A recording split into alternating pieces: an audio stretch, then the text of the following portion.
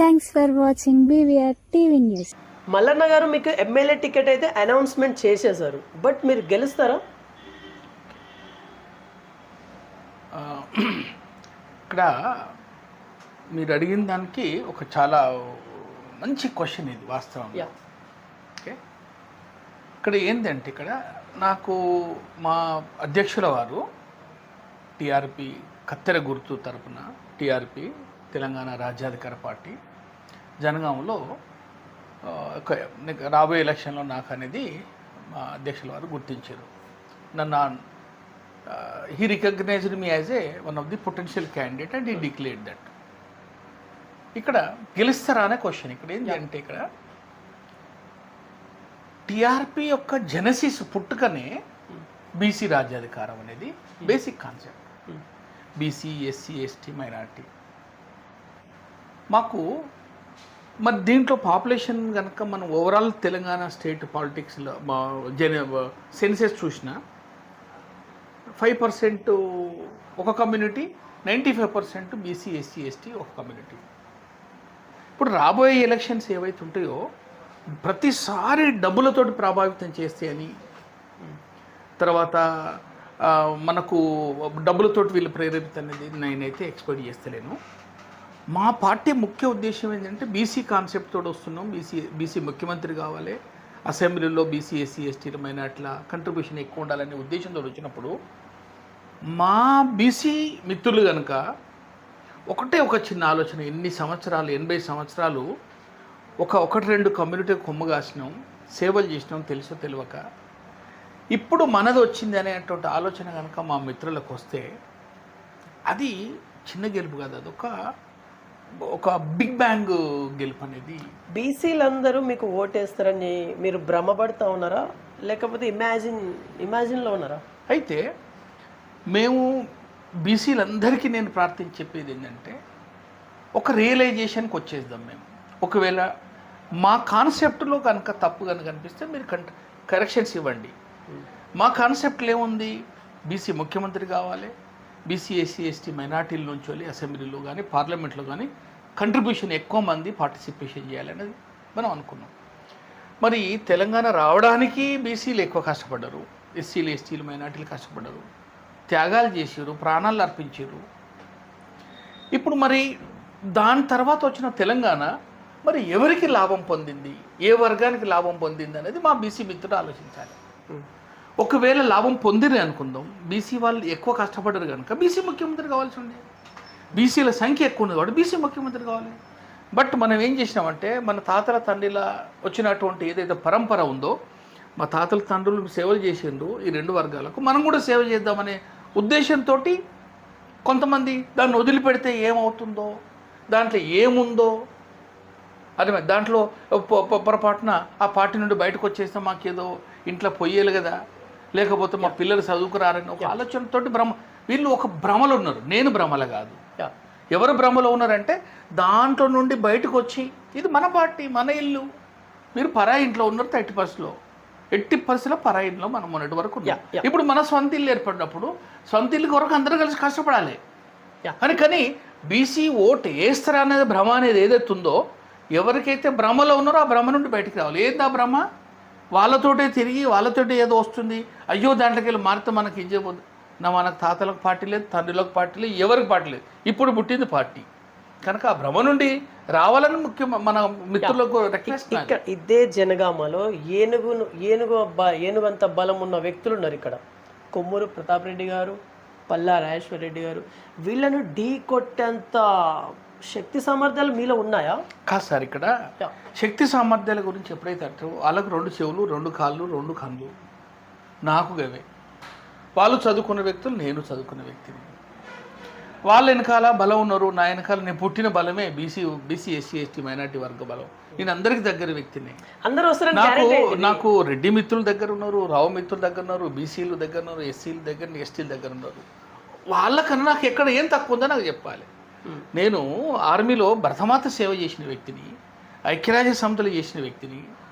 నేను గత కొన్ని సంవత్సరాలు ఇక్కడికి వచ్చి కూడా వైద్య రంగంలో ఉండి సామాజిక సేవలో వైద్య రూపంలో అందరికీ పాదపూజ చేస్తున్నా. వాస్తవంగా చెప్తున్నా, వీళ్ళకు కాలుకు ముళ్ళు నాటితే పన్నుతోటి పీకేది నేను చేస్తున్నా.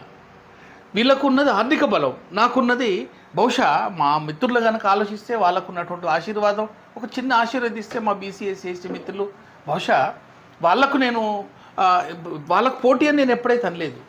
వాళ్ళు మహనీయులు, వాళ్ళు చాలా సంపన్నులు, నేను కాదంటలేను.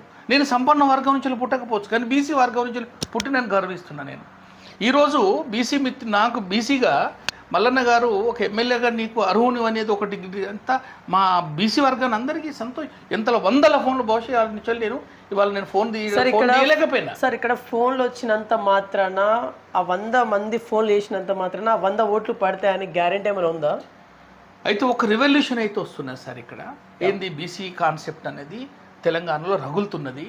బీసీలు ఒకప్పుడు బీసీలు కాదు, ఇప్పుడు చదువుకున్న బీసీలు, దీంట్లో ఐఏఎస్ ఉన్నారు, ఐపీఎస్ ఉన్నారు, డాక్టర్లు ఉన్నారు, ఇంజనీర్లు ఉన్నారు, లాయర్లు ఉన్నారు. మనం ఏం చేస్తున్నాం అనే సంగతి వాళ్ళందరూ అర్థం చేసుకున్నారు. ఒకప్పుడు బీసీలు కాదు కనుక వీళ్ళ రియలైజేషన్ అనేది ఒకటి వస్తే మాత్రం వాళ్ళందరూ ఓట్లు కాదు, వాళ్ళందరూ ఓట్లు వస్తే అసలు అదొక వరల్డ్ రికార్డ్స్ అయితే. బీసీ మిత్రులు కనుక తలుసుకుంటే తెలంగాణలో రాబోయేది ఒక హిస్టారికల్ రికార్డ్ ఇది.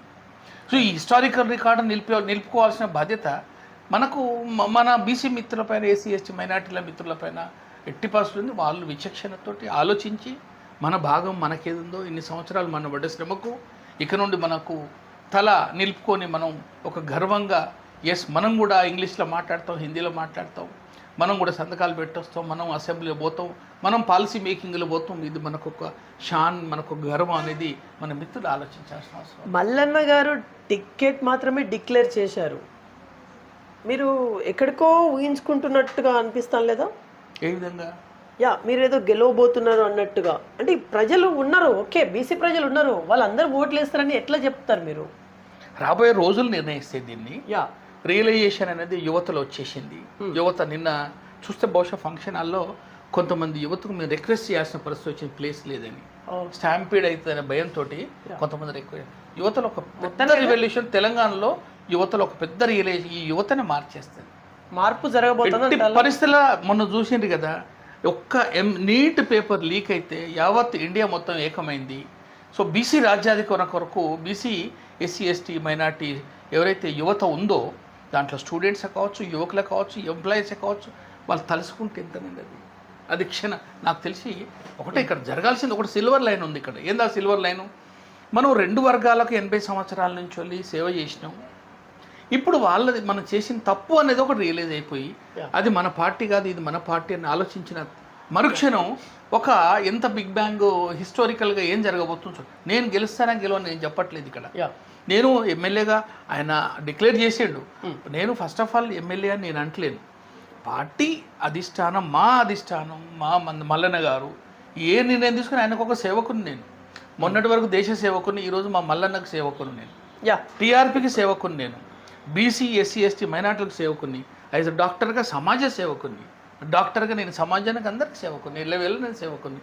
గెలుస్తున్నాకి ఓడిపించుకుంటారు అనేది మా మిత్రుల చేతిలో ఉంది కదమ్మా. ఇక్కడ జనగామ వరకు కాకుండా ఇక్కడ మనం జనగామ వరకు మాట్లాడుకుందాం, తెలంగాణ కాకుండా జనగామ వరకు పార్టీల వారీగా ప్రజలు డివైడ్ అయి ఉన్నారు.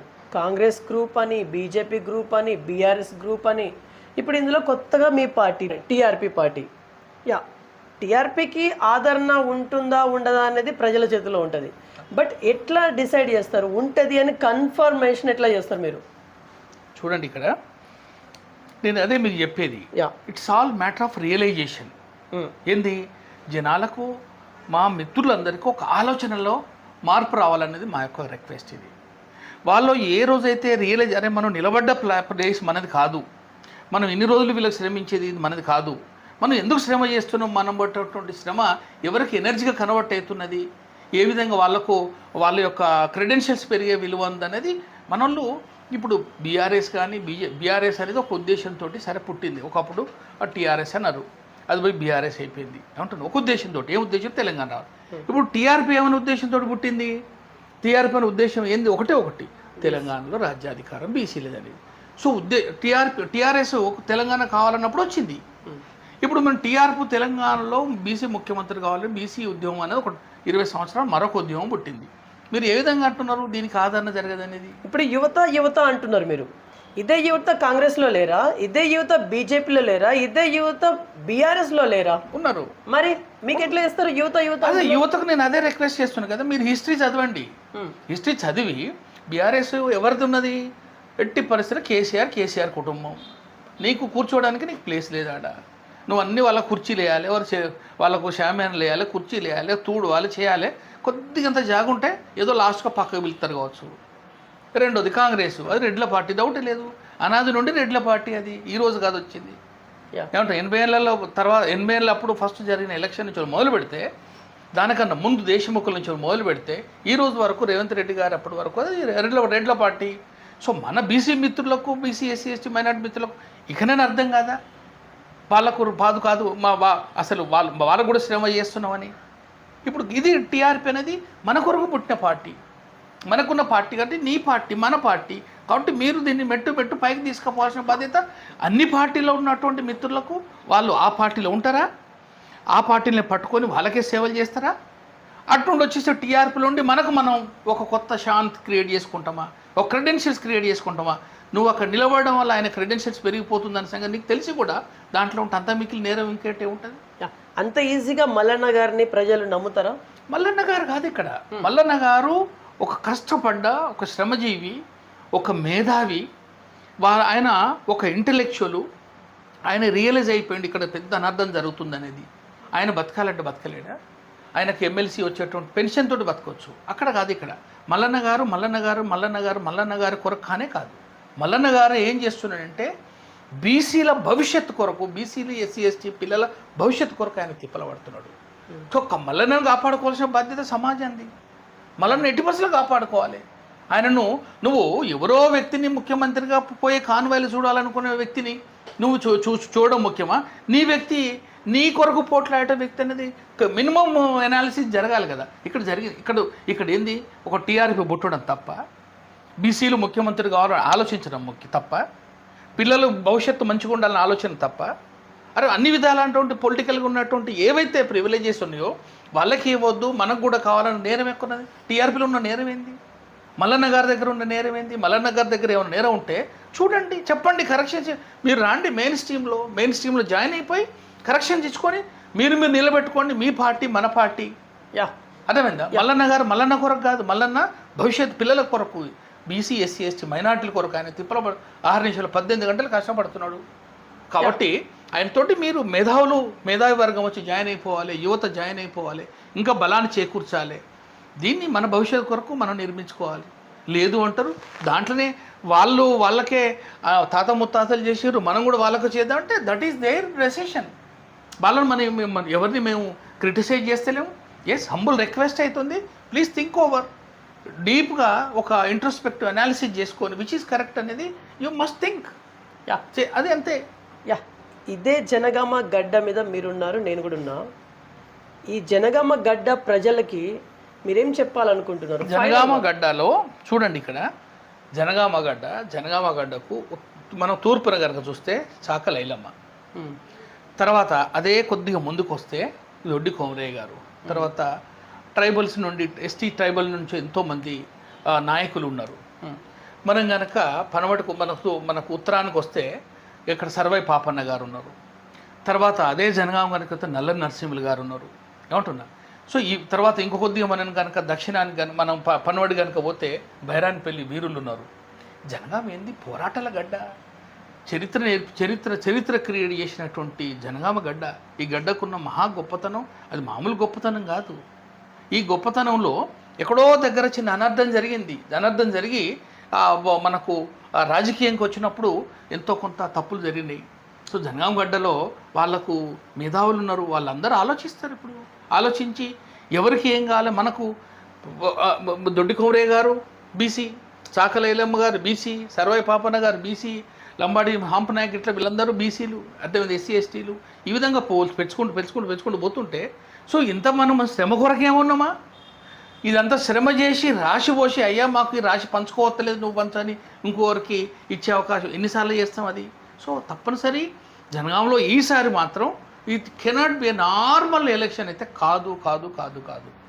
ఎట్టి పరిస్థితుల్లో అది నేను వస్తానా, నువ్వు వస్తావా, ఎవరు వస్తారో, కానీ బీసీ ఎస్సీ ఎస్టీ మైనార్టీలు మాత్రం ఒక సిగ్నిఫికెంట్ కంట్రిబ్యూషన్ వస్తుంది. ఎలక్షన్లో రిజల్ట్ తారుమారే అవకాశం ఉన్నది. జనాలు అందరూ ఆలోచిస్తున్నారు.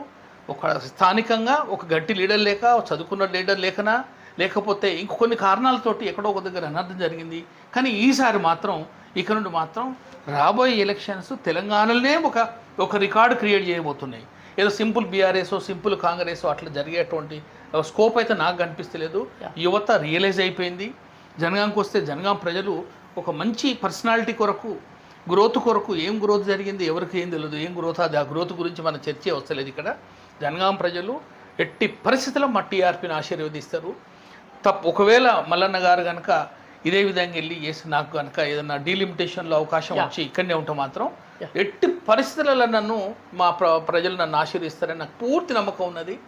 నాకు ఎటువంటి డౌట్స్ అయితే లేవు. వన్ మోర్ క్వశ్చన్, యాక్చువల్లీ మీరు ఇంటర్వ్యూ స్టార్టింగ్ నుంచి ఇప్పటిదాకా కాంగ్రెస్ బీఆర్ఎస్ గురించే మాట్లాడుతూ ఉన్నారు. వాట్ అబౌట్ బీజేపీ గురించి ఎందుకు మాట్లాడుతా లేరు మీరు? బీజేపీ ఒక జాతీయ పార్టీ అయినప్పటికీ బీజేపీ యొక్క భావజాలానికి తెలంగాణ భావజాలానికి చాలా తేడా ఉంటుంది. బీజేపీ భావజాలం తెలంగాణలో ఉన్నటువంటి పోరాటం చేసినటువంటి యోధులు ఇక్కడ వాళ్ళు చాలా మటుకు ఆ భావజాలను జీర్ణించుకోలేరు. ఒకటి. రెండోది ఏంటంటే అక్కడ మనకు ఎంత మోడీ గారు అయినప్పటికీ మోడీ గారికి ఇవ్వాల్సినటువంటి గౌరవం మోడీ గారికి, నేను కూడా మోడీ గారికి గౌరవిస్తాను, అందరు గౌరవిస్తాం. సో బీజేపీకి బహుశా లాంగ్ టర్మ్లో మనం ఇంకా టైం పట్టే అవకాశం ఉందో ఏమో. మనకు ఏ ఒక్క గ్రామానికి పోతే 4-5 ఉన్నటువంటి ఊర్లు కూడా బీజేపీకి లేవు. సో దానికి అధికారానికి నాకు తెలిసినంత వరకు అంత it cannot be west Bengal లాగానో ఎక్కడో ఏదో ఇక్కడ తెలంగాణలో ఏదో తారుమారే అవకాశాలు అయితే నాకైతే కనిపిస్తలే బాబా. తెలంగాణ గురించి వదిలేద్దాం, జనగామ గురించి చెప్పండి. జనగామలో బీజేపీ గురించి చూద్దాం. ఆపోజిట్ చాలా పెద్ద పెద్ద సీనియర్ నాయకులు ఉన్నారు. అటు దశమంత్ రెడ్డి గారు ఉన్నారు, ఇటు కేవీఎల్ రెడ్డి గారు ఉన్నారు, ఇటు లేగా రామ్మోహన్ రెడ్డి గారు ఉన్నారు, అధ్యక్షుల వారు సౌడ రమేష్ గారు ఉన్నారు. ఏమంటున్నా? సో వాళ్ళు మరి దాని తర్వాత వాళ్ళు ఎటువంటి ప్రణాళికతో వెళ్తారా, మరి స్థానికమైనటువంటి బలం వాళ్ళకి ఎంత ఉందో వాళ్ళకి తెలిసిందే. ఉంటారా మీరు? వాళ్ళను ఢీకొనే శక్తి నాకు ఎవరికి, నేను కాంగ్రెస్ని ఢీకొట్టలేను, బీఆర్ఎస్ని ఢీకొట్టలేను, బీజేపీ ఢీకొట్టలేను. నేను ఎవరు ఢీకొట్టలేను, వాళ్ళకి ఎవరికి నేను ఛాలెంజ్ కాదు. నేను నా ప్రజలను నేను ప్రార్థిస్తాను. ఇంటింటికి పోయి వాళ్ళని నమస్కరించి నన్ను ఆశీర్వాదం అని చెప్తా. అది ఎవరిని ఢీకొట్టనే శబ్దం, ఆ శబ్దమే కరెక్ట్ కాదు నాకు. వాళ్ళు కనుక మాకు ఆశీర్వదించి మేము చేసేటువంటి కార్యాచరణ నచ్చితే, మేము అది స్థానికంగా కావచ్చు, స్టేట్లో కావచ్చు, మా ఉద్దేశం కనుక నచ్చితే వాళ్ళు మాకు సపోర్ట్ చేస్తారని మేము అడుగుతున్నాం, ప్రార్థిస్తున్నాం. రైట్. ఇది డాక్టర్ కల్నల్ మాచర్ల భిక్షపతి గారితో ఇంటర్వ్యూ చూస్తున్నారు BVR TV news. Until then bye, take care.